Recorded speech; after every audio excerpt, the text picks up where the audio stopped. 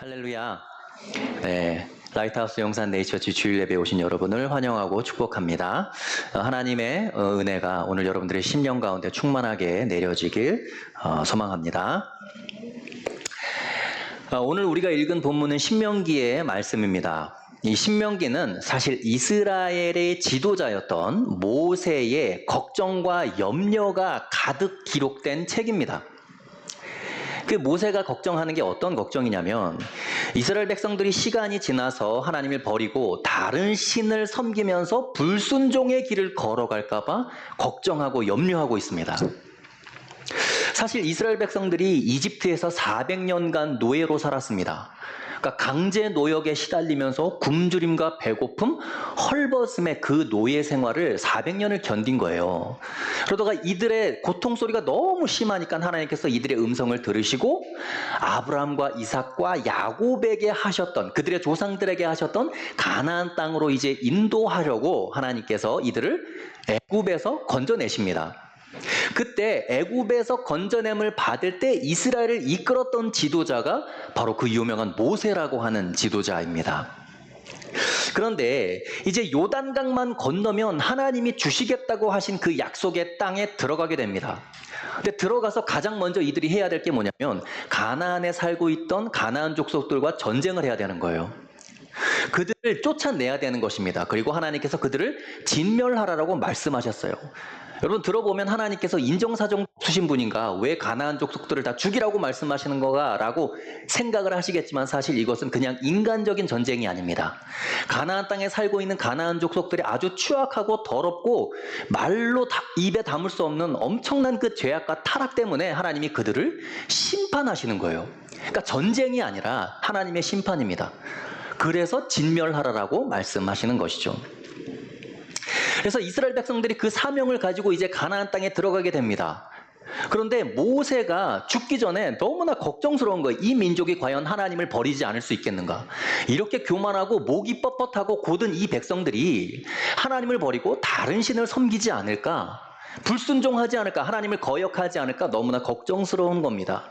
구체적으로 지금 모세가 걱정하고 염려하고 있는 것이 두 가지가 있습니다. 첫째는 뭐냐면 가나안 땅에 들어가서 지금부터 치루어야 하는 그 전쟁에 대한 걱정입니다. 하나님의 말씀에 순종해서 그곳에 거주하는 너무나 흉폭하고 죄악이 가득한 가나안 거류민들과의 전쟁을 해서 승리해야 되는데 지금 이 이스라엘 백성들이 그 전쟁을 앞두고 너무나 두려워하고 있다는 거예요. 두려움이 걱정입니다. 상대를 두려워하지 않아야 뭔가를 해볼 수 있을 텐데 지금 뭐 너무나 두려워하고 있다는 것이죠. 그리고 모세가 또 한 가지 걱정하는 게 있습니다. 그것은 뭐냐면 전쟁이 끝난 후에 그들의 삶이에요. 가나안의 화려한 문화, 가나안의 화려한 그 종교, 그들을 섬기는 그 바알신, 그 바알신을 하나님을 버리고 섬길까 봐 그게 걱정이 되는 것입니다. 결국 모세의 걱정과 염려들이 이제 가나안 땅에 들어가자마자 현실화됩니다. 적을 앞두고 있는데 지금 적을 상대할 수 없을 만큼 경직돼 있어요. 이스라엘 백성들이. 너무나 두려운 겁니다. 왜 두렵냐면 눈에 보이는 전투력 차이가 엄청나는 거예요. 이스라엘 백성들은 40년 동안 지금 광야를 돌아다니면서 그냥 옷 하나 걸치고 완전히 거지꼴로 돌아다닌 거예요. 사실 이스라엘 백성들 히브리 민족이라 그러잖아요. 그 히브리가 사실 핫비루라고 하는 히브리어에서 나온 건데 그 핫비루라는 단어의 의미는 거지를 얘기하는 거예요. 그러니까 그 민족 자체를 거지로 보는 겁니다. 다른 이방인들이. 그래서 히브리 민족인데 이들이 가지고 있는 게 아무것도 없어요. 그런데 지금 전쟁을 해야 됩니다. 그런데 가나안에 들어가 보니까 거기에 사는 거류민들은 어때요? 철제 무기를 가지고 있어요. 창과 방패와 갑옷과. 그러니까 그들의 문화의식, 수준의식, 모든 수준들을 비교해 볼 때 이스라엘 백성들은 상대가 안 되는 겁니다. 그래서 눈에 보이는 것으로 지금 두려워하고 있다는 거예요. 그러니까 두려움에 떨고 있으면 전쟁에선 100% 패하는 게 확실합니다. 그렇지 않겠어요? 그러니까 모세가 두려워하지 말라라고 오늘 본문에서 이스라엘 백성들에게 당부하고 있습니다. 우리가 인생을 살면서 내가 뛰어넘어야 할 상황 또는 대상, 이겨내야 할 현실의 어려움들, 그 크기가 내가 가지고 있는 능력보다 더 크면 우리에게 나타나는 첫 번째 반응이 뭐냐? 두려움이라는 거예요. 두려움이 생기면 어떻습니까? 걱정과 염려가 따라오게 되어 있습니다. 예수 그리스도를 구주로 고백하며 살아가는 우리는 과연 이러한 상황들을, 두려움의 상황들을 어떻게 성경적으로 극복해야 될까요? 우리는 어떤 태도와 어떤 마음가짐과 어떤 믿음을 가져야 두려워하지 않고 이 하나님의 일들을 감당하며 하나님과 동행할 수 있을까요? 오늘 모세가 본문에서 그 비결을 얘기해 주고 있습니다. 두 가지를 여러분들과 나눌 건데, 첫 번째 비결은 뭐냐? 진짜 두려워해야 될 대상을 두려워해야 한다는 것입니다. 하나님을 두려워하는 마음이 있어야 다른 것들을 두려워하지 않는다라고 이야기를 하는 것이죠.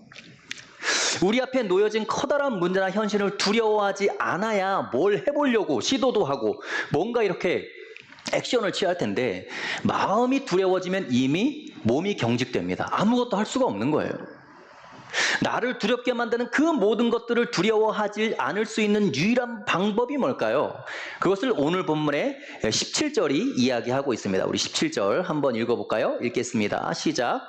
내가 혹시 심중에 이르기를 이 민족들이 나보다 많으니 내가 어찌 그를 쫓아낼 수 있으리요 하리라마는. 자, 하나님이 말씀하시는 거예요. 너희들이 그렇게 얘기할 수 있다. 너희들이 두려워할 거 내가 이미 다 알고 있다. 너희가 그들은 우리의 상대가 안 된다. 우리는 그들을 이길 수 없다라고 두려움에 떨 것을 내가 알고 있다. 너희가 당연히 그렇게 얘기하리라마는, 지금 그런 얘기죠. 인간적인 눈으로 볼 때 그들의 숫자, 군사력, 전투력, 그들과 우리와 상대가 안 된다라고 생각해서 두려움에 사로잡힐 수 있지만, 가만히 생각해봐라. 지금 너희가 두려워하는 그 두려움은, 그들을 두려워하는 것은 사실은 그들이 두려워서가 아니라 너희가 두려워하는 이유가 따로 있다는 거예요. 너희가 두려움을 느끼는 근본적인 이유가 따로 있다. 21절에 나옵니다. 21절 한번 읽어볼까요? 읽겠습니다. 시작. 너는 그들을 두려워하지 말라. 너희의 하나님 여호와 곧 크고 두려운 하나님이 너희 중에 계심이라. 자, 너희가 진짜 두려워해야 될 대상은 그들이 아니라 지금 너희와 함께하고 계신 하나님이라는 거예요. 너희가 하나님을 두려워하지 않기 때문에 그들을 두려워한다는 겁니다. 뒤집어 말하면 뭐예요? 가나안 족속들의 군사력과 그들의 숫자, 그들의 힘을 두려워하지 않을 수 있는 유일한 방법은 뭐예요? 너희와 함께하고 계신 하나님을 두려워하는 것이다 라고 모세가 이야기를 하는 것이죠. 내가 지금 두려워해야 될 대상은 그 상황이 아니라, 저들이 아니라 나와 함께 하시는 하나님이구나. 가장 크고 두려운 그 존재가 지금 나와 함께 하시는구나. 그거를 인식해야 된다는 거예요. 여러분 한번 생각해 보십시오. 어린아이들이 자기 물건, 자기 장난감 지키려고 서로 싸울 때가 있잖아요. 그렇죠? 그런데 싸울 때 나보다 상대가 너무나 크고 덩치가 큰 친구라면 당연히 두려움이 생기겠죠. 어때요? 객관적인 전투력을 비교해 봤을 때 나는 이길 수 없다. 그런데 여러분, 이길 수 없다라고 두려움에 사로잡힌 아이의 뒤에 그의 부모가 서 있다고 생각해 보세요. 엄마가 뒤에 있어. 아빠가 뒤에 있어. 그러면 두려움을 느끼는 그 아이의 태도가 어떻게 변하죠? 강하고 담대해지죠. 왜? 믿는 백이 뒤에 있잖아요. 그것과 마찬가지라는 거예요. 진짜 두려워해야 될 대상은 내 앞에 있는 상대가 아니라 내 뒤에 계신 하나님이라는 겁니다. 그거를 인식해야 된다는 거예요. 삶의 모든 문제를 대할 때, 나의 대적을 대할 때, 사람을 대할 때 다 마찬가지라는 것입니다. 이 문제를 해결할 능력이 나에게는 없어, 내 힘으로는 안 될 것 같다라고 좌절하고 두려워할 때 진짜 두려워해야 될 대상은 누구냐? 바로 나와 함께 하시는 하나님이다라는 것입니다. 그래서 유명한 독일의 신학자인 벵겔이라고 하는 신학자가 있어요. 이 사람 1600년대 사람인데 아주 오래된 신학자입니다. 이 사람이 이런 말을 했습니다. 하나님만 두려워하는 사람은 하나님이 아닌 것에 대해서는 아무것도 두려워하지 않는다. 그러나 하나님을 두려워하지 않는 사람은 하나님 외에 모든 것을 두려워한다. 여러분, 맞는 말이죠. 하나님만 두려워하는 사람은 아무것도 두렵지가 않대요. 근데 하나님을 두려워하지 않는 사람은 신기하게도 모든 걸 다 두려움으로 받아들인다는 것입니다. 결국 우리의 두려움의 근본적인 원인은 하나님을 두려워하지 않기 때문이다라는 것이죠. 자, 머리로는 알겠습니다. 독일의 신학자도 그렇게 얘기했고 모세도 지금 그렇게 얘기하고 있어요. 하나님을 두려워해라 라고 얘기를 하고 있습니다. 그런데 지금 어떻게 구체적으로 하나님을 두려워할 수 있냐라는 겁니다. 실제로 어떻게 하나님을 두려워해야 하는가? 모세가 지금 친절하게 그 방법을 말해주고 있습니다. 18절과 19절 말씀 함께 읽어보겠습니다. 시작. 그들을 두려워하지 말고 내 하나님 여호와께서 바로와 온 애굽에 행하신 것을 잘 기억하되 내 하나님 여호와께서 너를 인도하여 내실 때에 내가 본 큰 시험과 이적과 기사와 강한 손과 편팔을 기억하라. 내 하나님 여호와께서 내가 두려워하는 모든 민족에게 그와 같이 행하실 것이요. 아멘. 여러분, 하나님을 두려워하는 구체적인 방법은 뭐냐? 기억하는 거예요. 기억하는 거. 400년간 애굽의 노예로 살 때에 그 고통 속에서 너희를 건져낸 그 하나님을 기억하라라는 것입니다. 이집트에서 종살이하면서 강제 노역과 굶주림에 고통받을 때에 하나님의 인도하심으로 너희가 이집트에서 나와서 광야로 도망칠 수 있었고, 쫓아오는 이집트의 군대를 뒤에 두고 길이 끊어져서 홍해바다 앞에서 그 긴박한 상황 속에서 두려움에 벌벌 떨고 있을 때 그 홍해를 반쪽으로 갈라서 물을 양쪽으로 벽으로 세우고 그 홍해의 길을 만들어서 그 마른 땅으로 건너게 하신 그 하나님의 행하심을 기억하라. 그것이 하나님을 두려워하는 방법이다라고 모세가 얘기를 하는 것이죠. 이스라엘 백성들을 뒤쫓아오던 수많은 이 이집트의 병거와 군대와 기마부대를 하나님이 그 자리에서 다시 물을 덮어서 수장시켜 버리잖아요. 그 하나님의 행하심, 그 두려운 하나님을 기억하라라고 모세가 얘기하는 것입니다. 출애굽을 기억하라라는 거예요.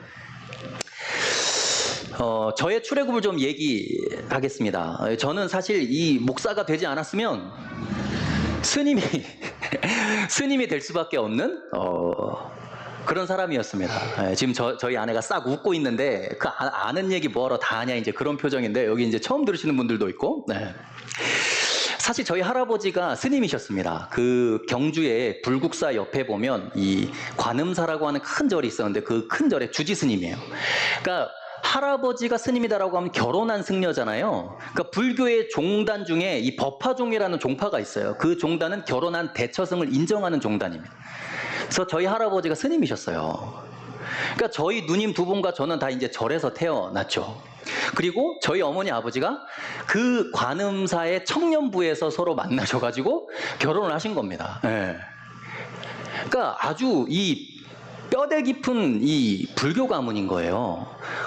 그리고 저희 모든 친척들이 뭐 현직 스님도 있고 군 법사 출신, 그러니까 군에서 승려로 이 제대하신 분도 있고 이 불교 방송국 국장까지 하신 분도 있어요. 그러니까 불교 가문이라고 하면 굉장히 뼈대 깊은 가문이에요. 그래서 우리 가문에서 태어난 남자는 뭐 생각할 것도 없습니다. 바로 태어나서 이제 고등학교 올라가면 이제 머리 바로 밀고 동국대학교 불교학과 경주 캠퍼스에 진학을 해야 돼요. 그리고 거기에 졸업해서 아주 훌륭한 승려가 되는 게 이 가문의 룰입니다. 룰, 불문율. 그래서 저희 할머니가 돌아가시기 전에 저한테 마지막으로 하신 말씀이 있어요. 그 말씀이 뭐냐면, 제가 그때 청년이었는데 제가 그 말을 아직도 기억하는데 뭐라고 말씀하셨냐면, 내가 너를 중으로 만들지 못하고 죽는 게 천추의 한이다, 이렇게 말씀하셨거든요. 그러니까 저희 할머니가 저를 중으로 만들려고 그렇게 많이 노력을 하셨다는 겁니다. 그런데 제가 중이라고 얘기하면 안 되죠. 스님이라고 얘기하죠.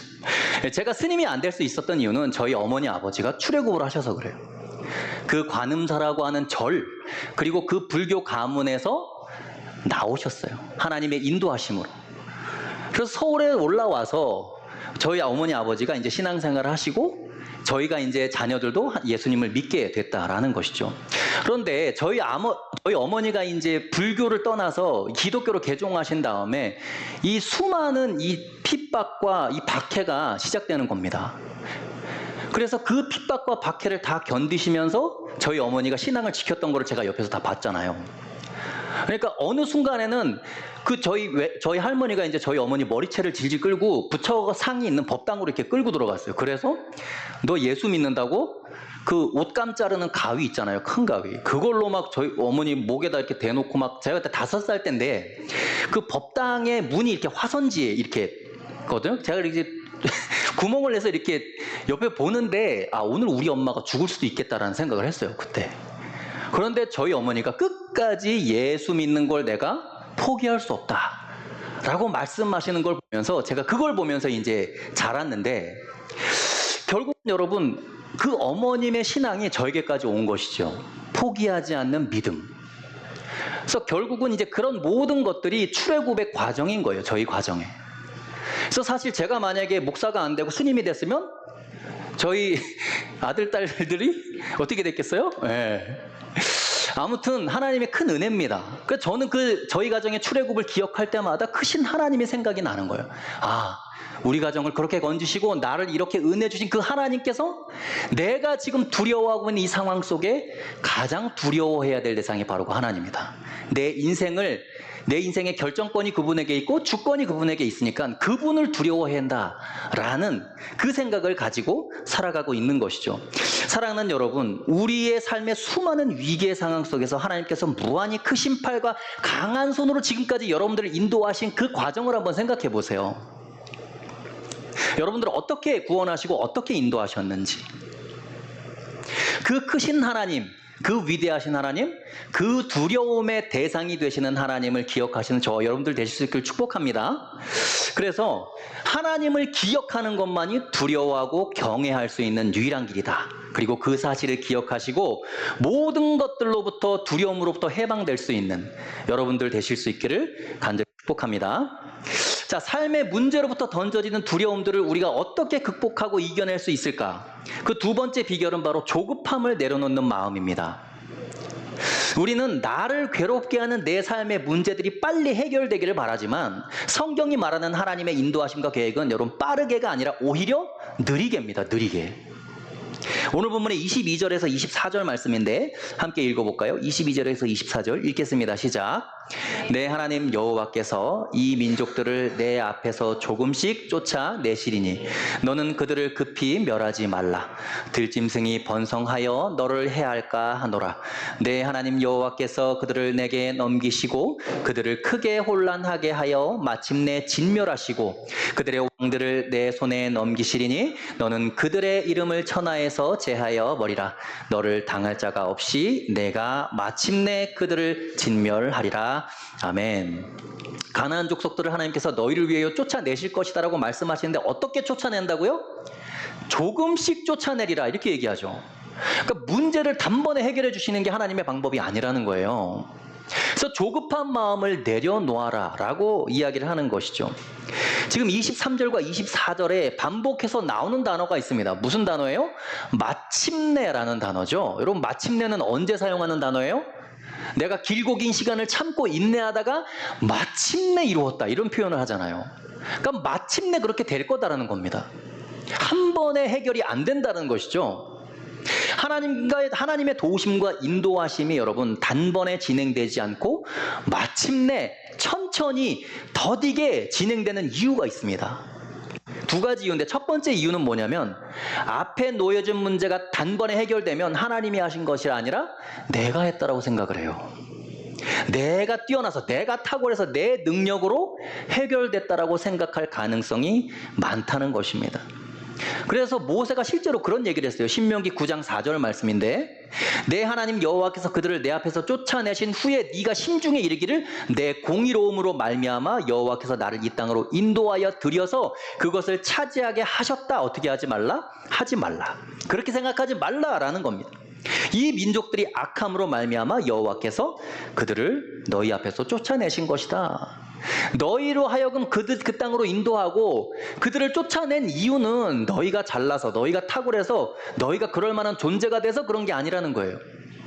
그들의 제약이 관영했기 때문에, 그들을 심판해야 했기 때문에, 그리고 하나님이 너희를 사랑하셔서 너희 조상에게 약속하신 그 땅을 주기로 맹세했기 때문에 너희를 그 땅으로 인도한 거지 너희가 뭔가 탁월함이 있어서 그 땅으로 인도한 게 아니다라는 겁니다. 그걸 인정하라는 거예요. 근데 문제가 단번에 해결되면 우리의 특징이 뭐냐면 내가 조금 괜찮아서 내 능력이 있어서 그렇게 됐다라고 생각을 한다는 것입니다. 그것 때문에 하나님이 천천히 하겠다라는 것이죠. 두 번째 이유는 급하게 서두르면 너희가 예상치 못했던 사고가 일어난다는 거예요. 결국 한 번에 사람들을 다 죽이고 가나안 족속을 쫓아내면 그 자리에 들짐승이 번성한다라는 겁니다. 그래서 그 들짐승이 너희를 해하게 되니까 천천히 너희가 다 준비될 때까지 하나님이 기다리겠다라는 것이죠. 그곳에서 발생할 수 있는 위험 요소를 다 파악하고 대비하는 능력이 너희 몸에 체화될 때까지, 그리고 그 가나안 땅이라고 하는 새로운 땅의 기후와 환경에 너희가 적응할 때까지 하나님이 천천히 너희를 위하여 더디게 행하시겠다라는 것입니다. 여러분, 이게 하나님의 일하심의 방식입니다. 우리는 기다리는 시간을 너무나 답답해해요. 지루해합니다. 해결되기 전까지 걱정과 염려와 두려움은 계속되는 거예요. 그러나 기다리는 시간을 통해서 하나님은 우리를 만들어 가십니다. 다듬어 가십니다. 준비시키십니다.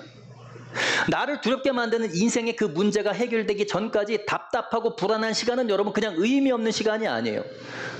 그 시간은 하나님과 나와의 관계를 빌드업 해가는 관계라는 거예요. 하나님과 소통하는 시간이고, 우리가 하나님에 대해서 알아가는 시간이고, 하나님은 우리에게 자신을 보여주시는 시간이다라는 것입니다. 그래서 모세가 얘기하는 거예요. 서둘지 말아라. 조급해하지 말아라. 하나님의 때를 기다리고 하나님과 함께 걸어가라 라고 이야기를 하고 있는 것이죠. 이스라엘 백성들이 출애굽할 때 하나님께서 이집트 땅에 몇 가지 재앙을 내리셨죠? 예수야, 몇 가지 재앙을 내렸지? 네, 재앙이요. 재앙 몇 가지 재앙을 내렸어요. 몇 개? 몇 개? 자, 아빠의 손을 봐야지. 몇 개? 네, 10개의 재앙을 하나님께서 내리셨습니다. 10개의 재앙을 내리셨는데 첫 번째 재앙이 뭐냐면 나일강이 피로 변하는 거예요. 그러니까 나일강은 이집트 사람들이 마실 수 있는 이 식수로 활용했던 것인데, 그 강이 피로 물드니까 마실 물이 없는 겁니다. 그래서 순서가 피, 개, 이, 파, 돌, 종, 우, 매, 흙이거든요. 그러니까 피로 변했다. 개구리, 이 재앙, 파리 재앙, 뭐 이렇게 해서 10가지 재앙이에요. 그런데 여러분 잘 생각해 보세요. 마지막 하나님이 이집트 땅에 있는 모든 장자를 죽이심으로 말미암아 애굽의 군대와 바로가 두 손 두 발 다 들고 이스라엘 백성들을 놔줬거든요. 풀어줬거든요. 근데 그 전까지 어떠한 재앙이 내려지든 간에 바로의 마음은 더 강팍해지는 거예요. 그들을 붙잡는 겁니다. 더 보내줄 수 없는 겁니다. 여러분, 왜 9가지의 재앙을 사전에 내리고 마지막에 10가지 재앙으로 해결하셨을까요? 그냥 한 번에 10번째 재앙을 딱 내리면 그냥 끝나는 거 아니에요. 이스라엘 백성들이 고통받을 필요도 없습니다. 그 9가지 재앙을 하나님이 다 내리신 이유가 뭐예요? 그 재앙을 내리심으로 말미암아 이집트 사람들만 고통받는 게 아니라 하나님의 백성들도 같이 고통을 받는 거예요. 하나님 왜 그렇게 하신 거예요? 아직 이들이 준비가 안 된 거예요. 이 9가지 재앙의 실패와 그 경험을 통해서 하나님이 어떤 분이신지를 알아가는 겁니다. 그들에게 반드시 필요한 시간이요. 하나님과 소통하는 시간이었고, 하나님을 알아가는 시간이고, 하나님과 함께 관계를 쌓아가는 시간이 바로 그 9가지 재앙의 실패의 시간인 거예요. 여러분, 우리는 때로는 과정을 자꾸만 스킵하려고 해요. 어렵고 힘든 과정을 자꾸만 건너뛰고 좋은 결과만을 바라는 경우가 많습니다. 근데 하나님의 일은 그렇게 되지 않는다는 거예요. 저는 가끔 그런 생각을 해봤어요. 예수님께서 왜 꼭 아기의 모습으로 오셨을까? 그렇게 작고 연약한 아기의 모습으로 오면 예수님이 살아남을 확률이 더 없잖아요. 너무나 연약한 모습으로 와서 30년 동안 기다리는 거예요. 십자가 지기 전까지. 그 예수님 본인은 얼마나 답답하겠어요. 십자가 지려고 왔는데 30년의 세월 동안 사람들이 커가고 성장하는 그 과정을 다 겪어야 되는 거예요. 아니, 어차피 예수님 다시 오실 때 구름 타고 오신다고 했는데 그냥 다 큰 성인의 모습으로 그냥 딱 모셔서 십자가 한 번에 지시면 끝날 일인데, 왜 모든 고통을 다 당하시고, 왜 모든 조롱과 핍박을 다 당하시고, 왜 모든 과정을 다 그렇게 거치셔야 했다는 겁니다. 그리고 30살이 됐을 때 3년을 더 기다립니다. 예수님의 공생의 기간. 예수님은 왜 단번에 십자가를 안 지신 거예요, 여러분? 왜 그럴까요? 제자들이 아직 준비가 안 됐잖아요. 3년 동안 제자들과 함께 성경의 말씀이 이루어질 것을 빌드업해 가시는 거예요. 함께 소통하고 함께 관계 맺고 제자들을 준비시키는 과정이 바로 그 3년의 기간이었다는 거예요. 그러니까 예수님은 십자가 지시기 전에 그 과정을 다 거치신 거예요. 그 지루한 과정, 그 더딘 과정, 그 참을 수 없는 고통의 시간들을 예수님은 다 견디셨다라는 겁니다. 사랑하는 여러분, 우리 그리스도인들의 인생에는 반드시 지루하고 답답한 과정이 필요해요. 지금 이 시대의 사람들은 너무나 조급해합니다.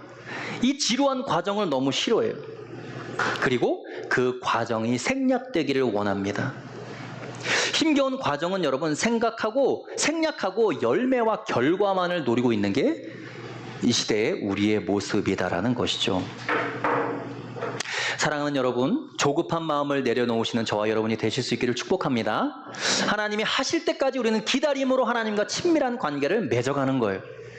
부디 조급함에서 벗어나서 더디게 천천히 그러나 완벽하게 이루어가시는 그 주님의 역사를 경험하시는 저와 여러분이 되실 수 있기를 축복합니다. 오늘 두 가지 말씀드렸어요. 우리 삶에서 두려움을 내어쫓는 두 가지 방법. 첫 번째는 뭐였습니까? 기억하는 거예요. 누굴 기억하는 거예요? 하나님을 기억하는 겁니다. 하나님만 두려워하는 거예요. 두 번째 방법은 뭐예요? 마음의 조급함을 내려놓는 것입니다. 저와 여러분의 삶 속에 이 두 가지를 행함으로 말미암아 인생에서 맞닥뜨리는 모든 문제와 어려움이 하나님의 방법대로 또 성경적으로 해결되어지고 또 극복되어지는 놀라운 하나님의 은혜가 함께 하시길 간절히 축복합니다. 우리 함께 기도할까요?